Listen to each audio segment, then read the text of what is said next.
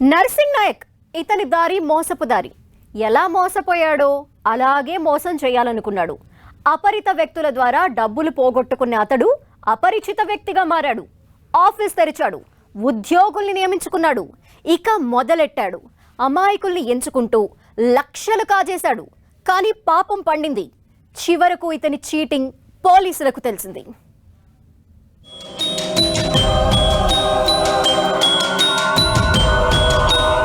ముద్రా ధని loans దరఖాస్తుదారులే target.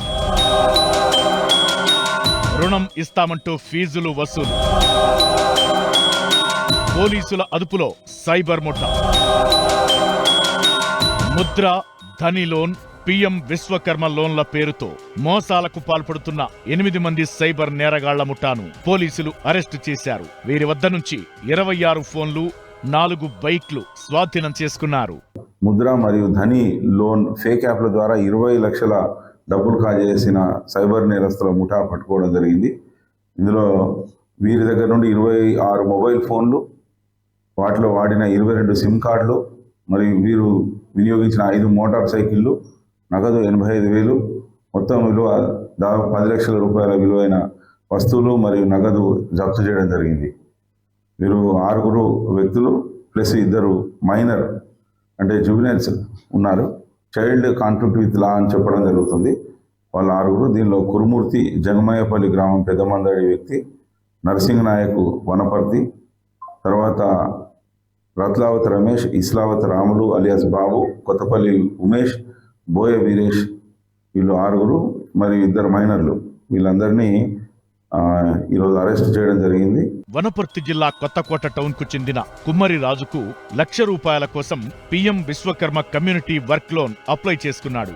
అదే రోజు అతని వాట్సాప్ కు గుర్తు తెలియని నంబర్ నుంచి మెసేజ్ వచ్చింది. ఫోన్ పే, గూగుల్ పే ద్వారా లోన్ శాంక్షన్ చేసేందుకు ఫీజు చెల్లించాలని అపరిచిత వ్యక్తి సూచించారు. దీంతో గూగుల్ పే, ఫోన్ పే ద్వారా బాధితుడు ₹12,250 ట్రాన్స్ఫర్ చేశాడు.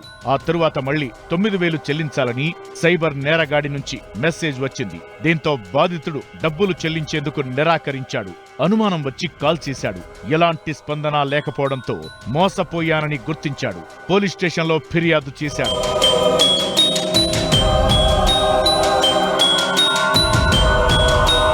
విచారణ చేపట్టిన పోలీసులు పెద్దమందడి మండలం జంగమాయపల్లికి చెందిన కురుమూర్తిని కొత్తకోటలో అదుపులోకి తీసుకుని విచారణ చేశారు. ఈ అక్రమాలకు నర్సింగ్ నాయక్ సూత్రధారి అని తేల్చారు. పోలీసులు నర్సింగ్ నాయక్ ను అదుపులోకి తీసుకుని విచారణ చేపట్టారు. ఈ విచారణలో సంచలన విషయాలు వెలుగులోకి వచ్చాయి.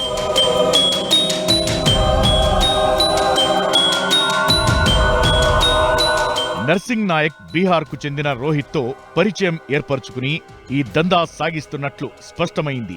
రోహిత్ నుంచి ముద్ర, ధని రుణాల కోసం దరఖాస్తు చేసుకున్న తెలంగాణ, ఆంధ్రప్రదేశ్ రాష్ట్రంలోని లబ్ధిదారుల పేర్లు, ఫోన్ నంబర్లు, చిరునామా, ఈమెయిల్, దరఖాస్తు చేసుకున్న తేదీ, ఎంత రుణం కావాలి తదితర వివరాలను నర్సింగ్ నాయక్ తీసుకుంటున్నాడు.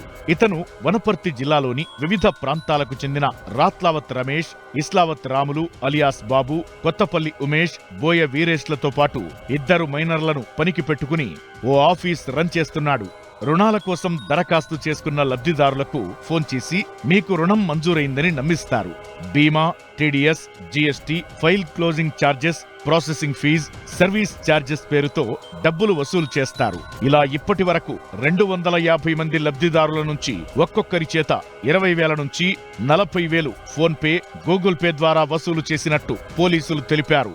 మొత్తంగా 20 లక్షలు కాజేయడం గమనార్హం. రుణం మంజూరైనట్లు తప్పుడు డాక్యుమెంట్ పంపించి ఆ తరువాత ఫోన్లను స్విచ్ ఆఫ్ చేస్తున్నారని పోలీసులు వెల్లడించారు. కొత్తకోటకు చెందిన కొత్త కుమ్మరి రాజు అనే వ్యక్తి తనకు ముద్ర లోన్ అవసరం ఉందని చెప్పి ఆన్లైన్లో అప్లై చేసుకోవడం జరిగింది. అది ఈ 24 జనవరిలో చేసుకోవడం జరిగింది. అయితే 11/7 అంటే జూలై నెలలో అతనికి ఒక వాట్సాప్ ద్వారా ఒక మెసేజ్ వచ్చింది. మీకు విశ్వకర్మ ముద్ర లోన్ శాంక్షన్ చేస్తాము, మీరు కొంత ప్రాసెస్ ఫీ కట్టాలని చెప్తే ఈయన దాన్ని నమ్మి మొట్టమొదటిగా ₹12,250 ఆ ఫోన్పే, జీపే నంబర్లకు డబ్బులు పంపాడు. తర్వాత మళ్ళీ ట్యాక్స్ కట్టాలని చెప్పి మళ్ళీ 9,000 తీసుకోవడం జరిగింది. ఆయనకు అప్పుడు అనుమానం వచ్చి వెంటనే కొత్తకోట పోలీస్ స్టేషన్కి వచ్చి కంప్లైంట్ ఇవ్వగానే ఇమ్మీడియట్గా మా ఎస్ఐ క్రైమ్ నంబర్తో అంటే కేసు కట్టడం జరిగింది. దానిలో తర్వాత ఇటువంటి కేసెస్ ఎక్కువైతున్నాయని చెప్పి సైబర్ సెక్యూరిటీ బ్యూరో డైరెక్టర్ గారు షికాగో మేడం అందరూ ఎస్పీలను అలర్ట్ చేసింది.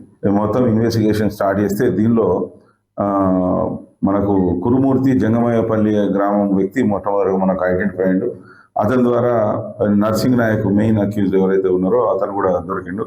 వాళ్ళతో పాటుగా మిగతా 4 ప్లస్ 2 మైనర్లు కూడా దొరకడం జరిగింది. బాధితుల నుంచి కాజేసిన డబ్బులో రోహిత్ కు 50%, నర్సింగ్ నాయక్ 25%, మిగతా డబ్బులను బృంద సభ్యులు పంచుకుంటున్నారని పోలీసులు తెలిపారు. నిందితులు తెలుగు మాట్లాడే వారిని టార్గెట్ చేస్తున్నట్లు పోలీసులు గుర్తించారు. ముద్ర, ధనీ లోన్స్ పేరుతో మోసాలు చేస్తున్నారని, దరఖాస్తుదారులు ఇలాంటి మోసాల పట్ల జాగ్రత్తగా ఉండాలని సూచిస్తున్నారు.